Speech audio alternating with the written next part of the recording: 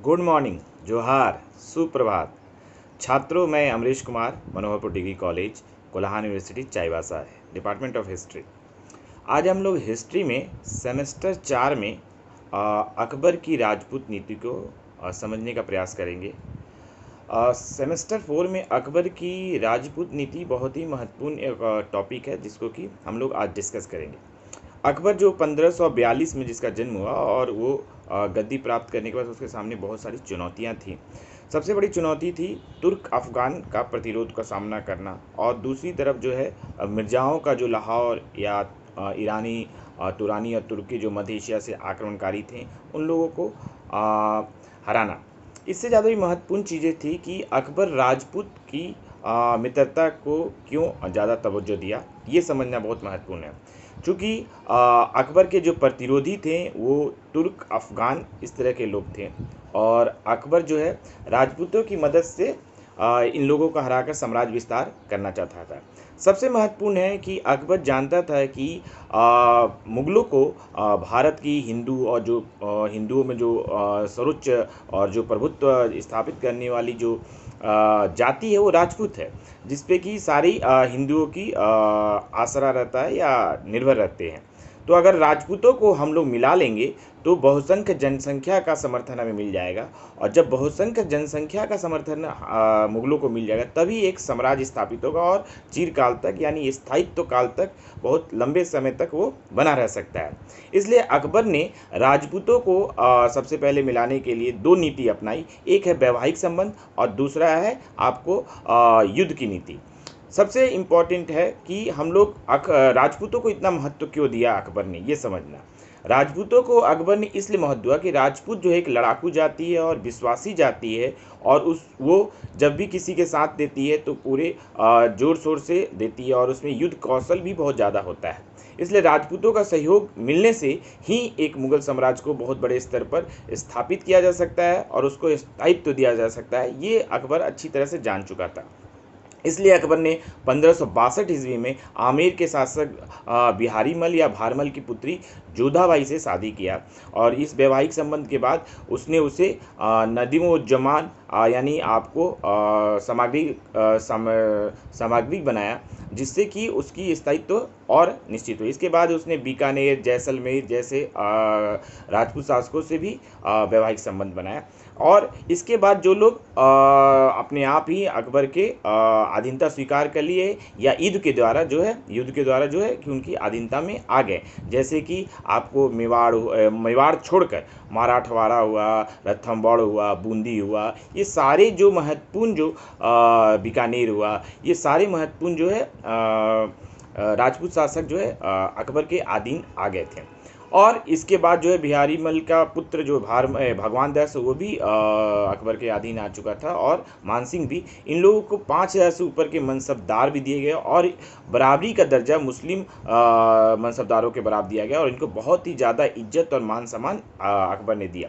राजपूतों के प्रति जो अकबर की जो नीति थी वो बहुत ज़्यादा सहयोगात्मक, मित्रतापूर्ण तथा सहिष्णुतावादी नीति थी। अकबर चूँकि बचपन से ही जो है हिंदू राजा के घर में उनकी पैदाइश हुई थी, और उसके बाद जो है वहीं पे लालन पालन हुआ था। अशिक्षित होने के बावजूद भी उसने अनुवाद विभाग के द्वारा जो है बहुत सारी जो संस्कृत और हिंदी की किताबें जो हैं उसको फ़ारसी में अनुवाद कराया, और फ़ारसी की जो किताबें जो है हिंदी और संस्कृत में अनुवाद कराया। इस तरह से वो अशिक्षित होने के बाद 2400 से ज़्यादा जो है 24,000 से ज़्यादा पुस्तकों का वो दूसरों के माध्यम से अध्ययन किया। इस तरह से उससे बहुत ज़्यादा जो है सहिष्णुता और हिंदू मुस्लिम संस्कृति के बारे में जानकारी प्राप्त हुई। आगे हम लोग देखते हैं कि राजपूतों के साथ अकबर की नीति क्या रही। राजपूतों को वो प्रत्यक्ष रूप से शासन में नहीं करके उनको अधीनता स्वीकार करके उनको शासन दे दिया वापस, और उसमें हस्तक्षेप की नीति अपनाई। साथ ही केवल कर या भेंट या उसकी जो ज़रूरत होती थी मनसबदारी के द्वारा, जिसको वतन जागीरदार भी बोलते हैं, यानी जिनका अपना जागीरदार है उनको उन्हीं तरह दे दिया गया कि आप अपना वहाँ पे शासन कीजिए और कर देते जाइए हम लोगों को। इस तरह से राजपूत भी खुश हो गए कि हमें केवल कर देना है और उसकी अधीनता में रहना है।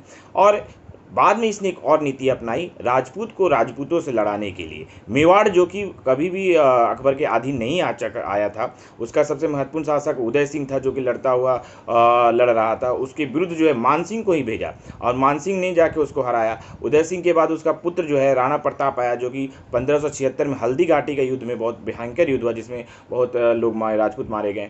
फिर भी राणा प्रताप जो है जंगलों में छुप कर फिर बाद में युद्ध करता रहा और अंतर नहीं स्वीकार की।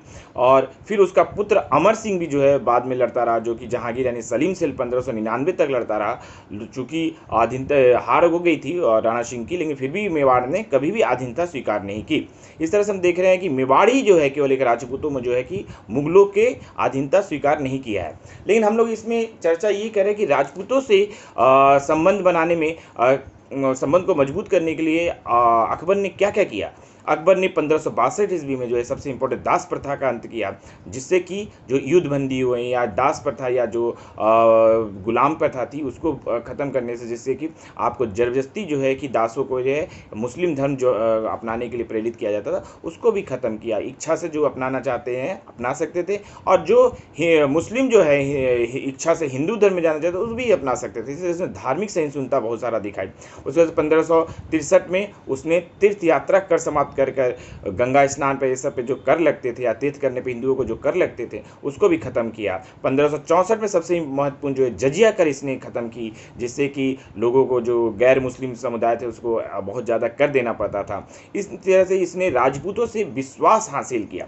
इसके बाद इसकी जो धार्मिक सहिष्णुता या धर्म के प्रति जो इसका लगाव था, इसने इसके बाद इस सुलह कुल की नीति को अपनाया और एक नया धर्म चलाया जिसको दीन इलाही धर्म कहते हैं, और इसको जो इन धर्म का जो इबादत खानन बनाया जिसमें जहाँ की इन लोगों का चर्चाएं होती थी। इस तरह से इसने हिंदू, मुस्लिम और जैन, सिख, पारसी, ईसाई, यहूदी सभी धर्मों को अपनाया और उसके बारे में चर्चाएं की। हालांकि बाद में जो है दीन इलाही धर्म आगे कंटिन्यू नहीं रह सका, लेकिन फिर भी जो है बहुत महत्वपूर्ण इसने अपनी भूमिका अपनाई जो हिंदू मुस्लिम संस्कृति का। इसका हम लोग स्थापत्य कला पर भी देखते हैं कि आपको जो है आगरे के किले में जो भी बीरबल का या जोधाबाई महल हुआ या पंचमहल हुआ उसमें बौद्ध धर्म, जैन धर्म, हिंदू धर्म के संस्कृतियों का उल्लेख दिखता है।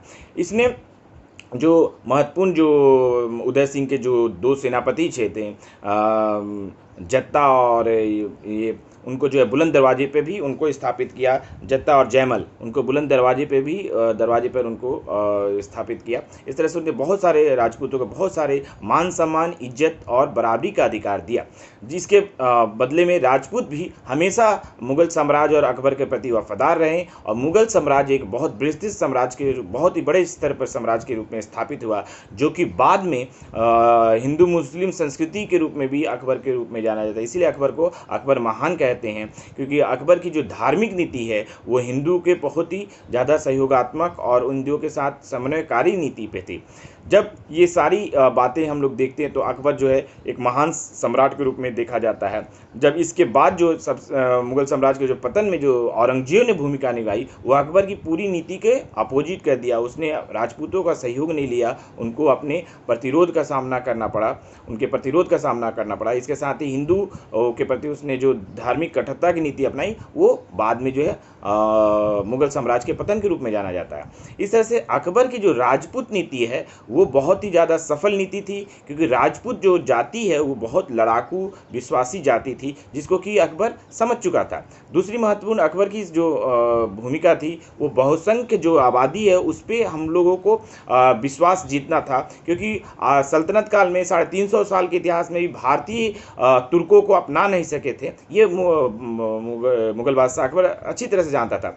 वो ये नहीं चाहता था कि मुगलों को भी जो है वो बाहरी और ये लुटेरा समझे भारतीय लोग, इसलिए वो राजपूतों के साथ अच्छे संबंध स्थापित करके स्थायित्व की ओर बढ़ा और इसका सफल प्रयोग करते हुए मुगल साम्राज्य को बहुत बृहद क्षेत्र पर ले गया, जो आगे जो है साम्राज्यवादी नीति के अंतर्गत औरंगजेब जो है मुगल साम्राज्य के चरमोत्कर्ष पर पहुंचा सका, लेकिन उसकी राजपूत नीति और धार्मिक नीति नकारात्मक रही, जिससे कि बाद के उत्तराधिकारी जो है मुगल साम्राज्य को बचा नहीं सके और फिर मुगल साम्राज्य पतन की ओर अग्रसर हो गया।